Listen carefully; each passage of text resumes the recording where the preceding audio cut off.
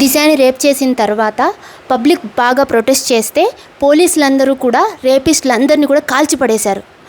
అయితే కోర్టు మాత్రం పోలీసులందరినీ నిందిస్తుంది ఈ ఎన్కౌంటర్ విషయంలో. దీని గురించి మీరు ఏమైనా చెప్తారా సార్? ఇది ఎంతవరకు కరెక్ట్ అంటారు? చూడండి, యాక్చువల్గా పబ్లిక్ ఏమనుకుంటుందంటే రేప్స్ అనేవి చాలా హీనియస్ క్రైమ్స్.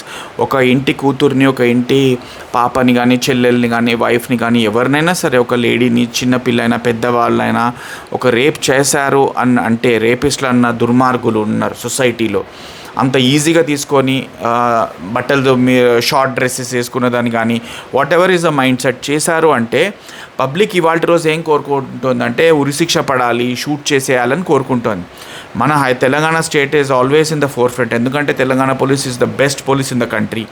వాళ్ళు ఎప్పుడు కూడా ఇట్లా పబ్లిక్ ప్రొటెస్ట్ అయినప్పుడు, అవుట్ క్రై అయినప్పుడు డెఫినెట్గా ఎన్కౌంటర్స్ లాంటివి చేయడం జరుగుతుంది.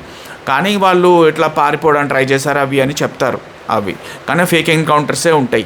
కాబట్టి ఆ ఫేక్ ఎన్కౌంటర్ అని చెప్పి బయటకు పోయి ఇప్పుడు ఈ హ్యూమన్ రైట్స్ ఆర్గనైజేషన్ వాళ్ళు, ఆ ఫైట్ చేసే అడ్వకేట్స్ కూడా ఎవరైతే ఉంటారో ఇది ఫేక్ ఎన్కౌంటర్ ఇట్లా చేయకూడదు అని చెప్పి వాళ్ళు పబ్లిక్ ఇంట్రెస్ట్ లిటిగేషన్స్ అవి హైకోర్టులో, సుప్రీంకోర్టులో వేస్తే ఇన్వెస్టిగేషన్ జరుగుతుంది. ఇది ఫేక్ ఎన్కౌంటరా, రియల్ ఎన్కౌంటరా అని.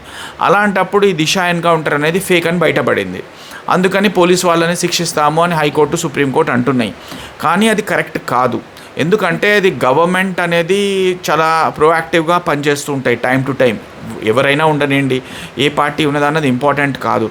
ఉమెన్ అండ్ చిల్డ్రన్ని ప్రొటెక్ట్ చేయడం, ప్రతి ఒక్కరిని ప్రొటెక్ట్ చేయడం గవర్నమెంట్ బాధ్యత.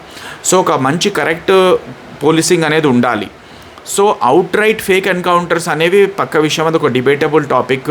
కాకపోతే ఏంటంటే ఇప్పుడు ఇలాంటివి ఇప్పుడు అలాంటప్పుడు టెర్రరిస్టులు కూడా ఉంటారు. వాళ్ళని కూడా రీసెంట్గా పెహల్గామ్ ఎన్కౌంటర్స్ అని వాళ్ళందరూ కూడా టెర్రరిస్టులు దొరుకుతూనే చంపేశారు వాళ్ళని.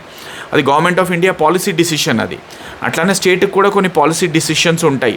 సో కోర్ట్స్ కూడా అర్థం చేసుకోవాలి. నా సజెషన్ ఏంటంటే, హంబుల్ సబ్మిషన్ ఏంటంటే, కోర్ట్స్కి కూడా హైకోర్ట్ అయినా సుప్రీంకోర్ట్ అయినా they should understand the public out cry. అలానే అందరినీ ఉరి తీయండి, అందరిని ఎన్కౌంటర్ చేయండి అని కాదు. ఇప్పుడు ఒక ఇన్నోసెంట్ అబ్బాయి కూడా ఇరుక్కుపోవచ్చు ఫాల్స్ రేప్ కేసులో, గర్ల్ ఫ్రెండ్ ఇంప్లికేట్ చేయొచ్చు కావాలని, ఏదో ఒక అనుకుందాం. వెంటనే అతన్ని ఎన్కౌంటర్ చేసేస్తే ఒక జీవితం పోయిందంటే మళ్ళీ తిరిగి రాదు కదా. సో అలా సర్కమ్స్టాన్సెస్ని బట్టి డిసిషన్ తీసుకుంటారు. అది గవర్నమెంట్ అయినా పోలీస్ అయినా తీసుకుంటుంది. కోర్ట్స్ కూడా వాళ్ళని అకామిడేట్ చేయాలి. ఇందులో నేను సపోర్ట్ చేసేది డెఫినెట్గా స్టేట్ని, పోలీస్ని సపోర్ట్ చేస్తాను.